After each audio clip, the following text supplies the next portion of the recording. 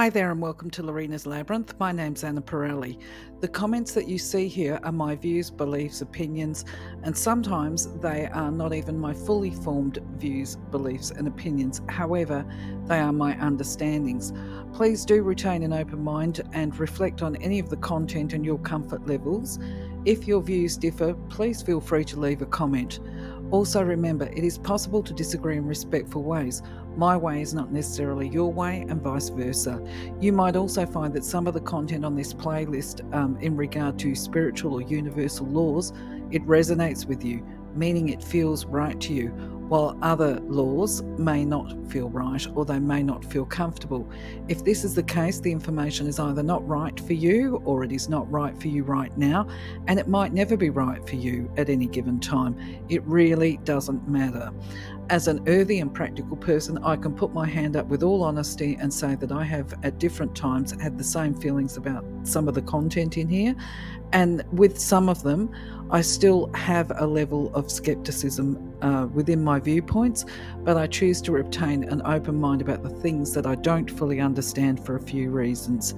Firstly, because I believe it would be supreme arrogance to think that we all know all of the answers while we have a body. And because what is right for one of us is not necessarily right or suitable for all of us, and I choose to respect the differences. Please do leave your opinions, beliefs. Feel free to argue the points in a respectful way with any of the content on the slides and even my interpretations. And if you feel that you can add clarity around some of the content, we would all love to see it. Thank you. For now, though, let's explore the laws. All creation is governed by law. The principles that operate in the outer universe, discoverable by scientists, are called natural laws. But there are subtler laws that rule the hidden spiritual planes and the inner realm of consciousness. Contained within these laws, or conditions, is the true nature of matter. Knowledge of these laws has an effect upon the mental urges. Mind is the builder. Stay in full mindfulness of the application of universal law as related to self and to others, and know that in love all life is given, in love all things move. In giving one attains, in giving one acquires. In giving, love becomes the fulfillment of desire, guided and directed in the ways that bring the more perfect knowledge of self as related to the universal, all-powerful, all-guiding, all divine influence in life.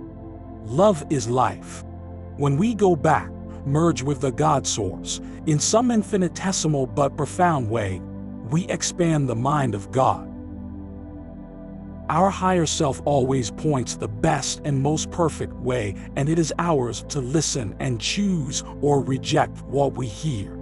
It does not blame, but patiently tries again to show the perfect way, the loving way. All of creation pushes forth. We are ever becoming. Identity ever remains. Universal Law number 84. The law of sacrifice and death. One of the 7 laws of our solar system, under the 3 major laws. This is the controlling factor on the physical plane. The destruction of the form, in order that the evolving life may progress, is one of the fundamental methods in evolution. This is crucifixion, the basic law of all group work, the governing principle which results in each human unit eventually becoming a savior. It is also known as the law of those who choose to die. The symbol is a rosy cross with a golden bird hovering above it. The ray energy is outpouring for Thray at one factor. So once again with this law, I'm largely sharing information that I've picked up along the way. I do understand the first part where they talk about obviously the soul will ultimately shed our physical body, which is the destruction of form, and that this occurs so that the soul life may continue to evolve and grow. Yep, makes sense. And where they refer to the outpouring of energy, yes, that makes sense, where the soul becomes one with the universal pool of energy at some point in time as part of the soul growth and evolution. That all makes sense to me. What I do find interesting though, is that the first part of this law, I'm not convinced it would have been included in the Vedic texts. So this is kind of, I don't know if you can hear my questioning here, bearing in mind that the universal laws as we're exploring them were initially channeled by Helen Blavatsky, and Alice Bailey obviously revisited them as well. Now, I haven't gone and taken that activity or done an exercise to compare Blavatsky's content with what Bailey has put up and just see if the interpretations differ. But I can definitely see here that when we mention things such as the crucifixion as the governing principle, words such as saviour and the rosy cross, I'm not convinced that these all come directly from the Vedic text. But I've got to say that as I do research sometimes for these videos, because I think to myself, I don't want to come on here and sound really opinionated, like I know for a categoric fact or whatever, when I don't, okay? These are often just my interpretation. So I go back and I revisit things. And so I did a bit of exploration because I had a different interpretation of the rosy cross. Well, I did and I didn't. So I'll tell you, what I've done is I've looked at the specifics of words. So when we talk about crucifixion, I'm not sure this would have been in the Vedic text. It does have a couple of definitions. The first one obviously is an execution in which a person is bound to a cross or nailed to it. I'm sure that we've all heard about that. And of course, that was part of what I understand to be the Roman preferred method of execution way back in ancient times. I'm not sure if it was ever part of the Indian, bearing in mind that a lot of the stuff that we talk about comes from the Sanskrit or the Vedic texts and that kind of stuff. Now, the other definition, of course, is a person who saves someone or something from danger or difficulty, or in the case of Jesus Christ being, I've jumped a bit. We're talking about what is a saviour. We're talking about what an execution or what crucifixion is. Now we're talking about, well, what is a saviour? By definition, it's a person that saves somebody or something from danger or who's in difficulty. Or if you're a Christian, it refers to Jesus Christ as the Redeemer of sin and the Saviour of souls. I'm not sure that one was in the Vedic text. And then we have the matter that they refer to the rosy cross. Okay, so now if you do your research, and I did this years ago, but I thought I'll go and do a bit of a refresher for this video, and you dig backwards through the text, you're going to find out that the rosy cross, as here, is, what's the word? It's part of the Rosicrucian mob anyway. This group is associated with the occult, and they're believed to have been formed in the early years after the death of Jesus. Now, I should say there's mixtures involved with this, okay? Basically, they are considered to be this group. I think they believed in Jesus. I'm not 100% sure, but they didn't believe the Christian interpretations of Jesus being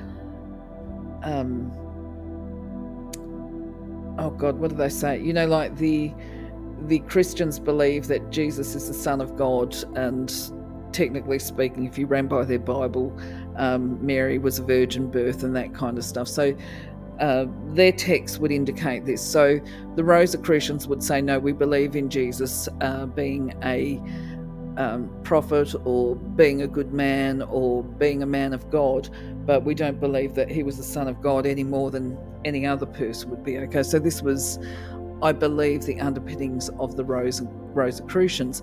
Now, they were also, if you've watched your medieval movies and that kind of stuff, they were around for a long time and then they disappeared and that kind of stuff for whatever reason. I'm not going to go too far into it. But what we're looking at now when we talk about the Rosy Cross, this is why I'm going this pathway, is in the 1400s there was an order, Hermeticism, if my pronunciation is right, and apparently some texts that were written potentially by the Rosicrucians. I could be wrong with this, just feel free. I'm just giving you some tips here, okay, that you might want to do some research on, because I do not state any of this with any accuracy. But in the 1400s, it appears that some texts from, say, the early days of the Rosicrucians were found. They were credited to a author called Hermes, not sure about this wording, okay, my pronunciation, Trismegistus, or whatever his name is. And so they developed another, if you like, religious approach called Hermeticism. Okay, now my understanding too is that the Rosicrucians and Hermetic beliefs underpin the religious practices, if you like, of the Freemasons.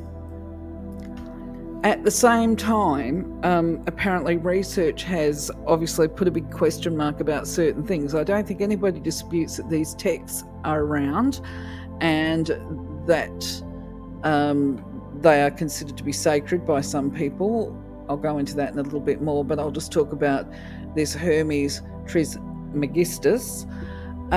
He is supposed to be a pseudo-author, and the way I interpret this is that whoever wrote the original Book of Hermes and that kind of stuff, they've credited Hermes Trismegistus, I'll just call him T, okay?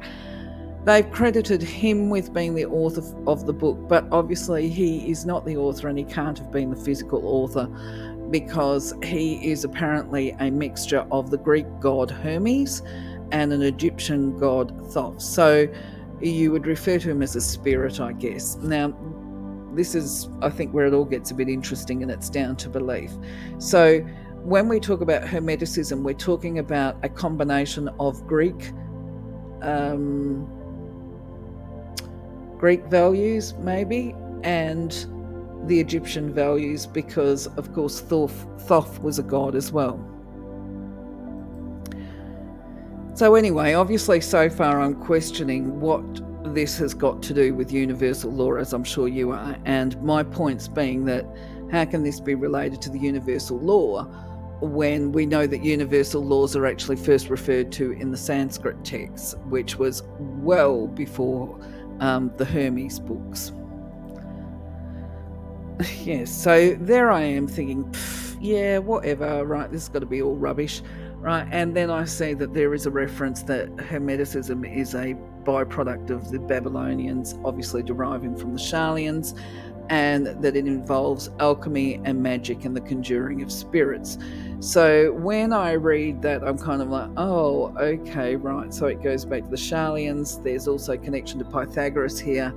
I actually didn't go too far into this stuff years ago. I took a look at it, and then I decided not to because I felt that it was actually what I was seeing was a bit self-serving, and I preferred to put my focus on love and kindness, if that makes sense. I'm not saying that they're not loving and kind, but to me it seemed to be more about the magical aspects.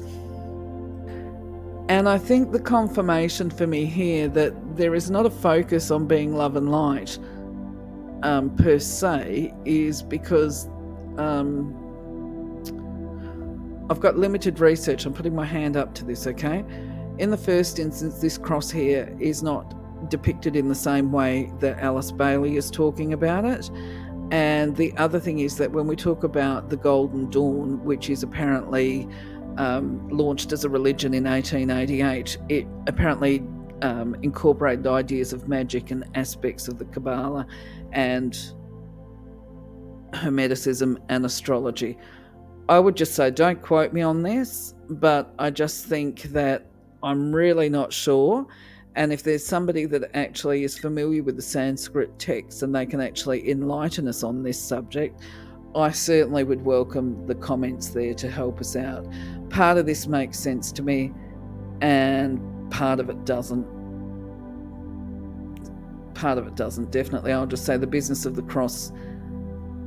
Oh, actually, all right. No, I'm going to hazard a guess. The business of the cross, okay, let's go back to the symbolism of it.